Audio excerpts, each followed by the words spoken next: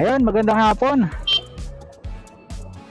Kahit medyo umaambon dito kasi sa lugar na ito, napansin nyo, tuyo-tuyo ang lupa kumpara doon sa pinanggalingan natin sa Gentry, no? Ayun po pala ay araw pa rin ng linggo, ika-8 sa buwan ng Pebrero 2026. Oras na po natin ay alas 12:40 ng hapon. Kasalukuyan, nandito po tayo sa ano na nga street to, nakalimutan ko na. Congressional Avenue Extension. Ayan. Pag diniretso po natin yan, ang tagos po niyan ay doon sa may Kadiwa Market. And then kakaliwa po tayo ng Congressional Avenue, Congressional Road, palabas naman ng Aguinaldo Highway dyan sa may Lasal, no? Ngayon, binalikan po natin to kasi dito tayo nag-shortcut kanina galing dyan sa Gentry, sa Aguinaldo Highway. Binalikan po natin kasi nakita natin yung dulo nito, patagos po ng Governor's Drive, ay tapos na pala. Oo. Kaya gusto ko pong i-share sa inyo yung tumbok na tumbok niya ng Governor's Drive. Pagka po kayo ay papunta balik ng Dasma, SM Dasma saka sa Robinson, papunta ng Tracy Martires, yun yung daan. O kaya naman magsho-shortcut kayo papunta dyan sa may Patagaytay, no? Via Aguinaldo Highway, yung isang bypass road dyan. Maambon-ambon pa rin, no? Pero nakakuha na po tayo ng aerial shot dyan sa una-unahan ng kaunti. Ito matagal na tong tapos ito. Pero yung dun sa unahan, nagulat ako, tapos na pala siya at marami nang nagdaraan. Nung kasing mga nauna-unang daan natin dito ay hindi pa po siya operational o nadadaanan. Pero ngayon nakita ko pwede na. Ang ganda na.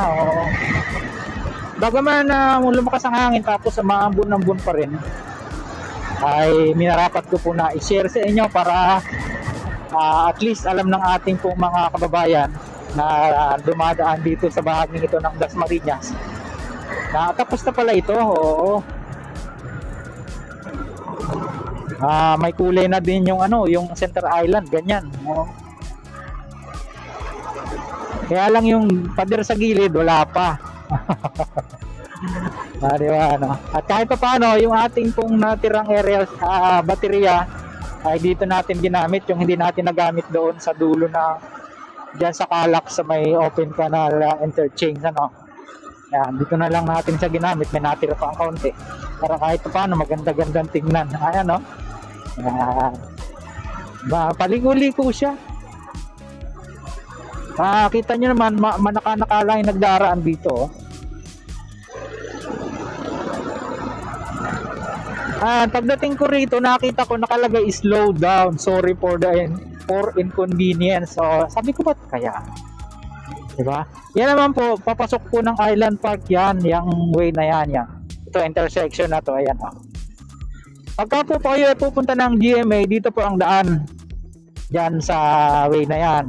Pero ito, pagka pabalik ng Dasmariñas, SM Dasma, ito nyo, di ba? Ito yung sinasabi ko, yung pader niya, kasi ilog po yung kabila niyan, ayan, no?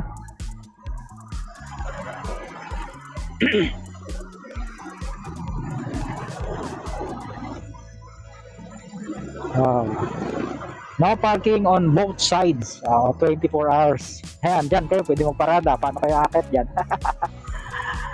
May mga sigarilyas ba tawag dun? Yung kulay violet. Hindi sigarilyas. Ayan, walang left turn dito, kanan lang. Yan.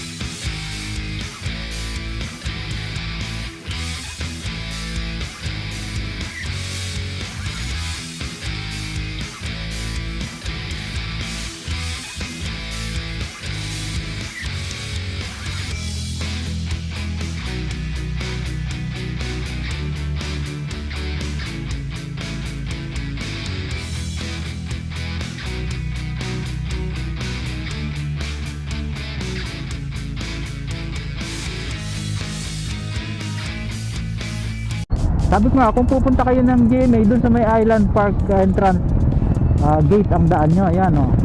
Tapos dito, kung papunta naman ng SM Dasma, ito na po ang way. Governor's Drive na po ito. Oo. Tapos pwede na kayong shortcut dyan sa isa pang bypass road. Nakalimutan ko na, matagal-tagal tayo hindi nakabalik dito eh. Paakyat naman ang Tagaytay. Ayan.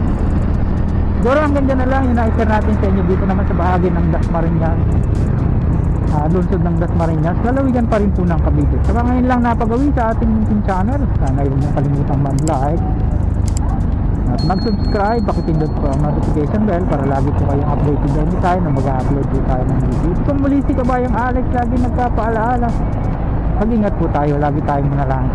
Salamat. See you po on my next vlog. Salamat.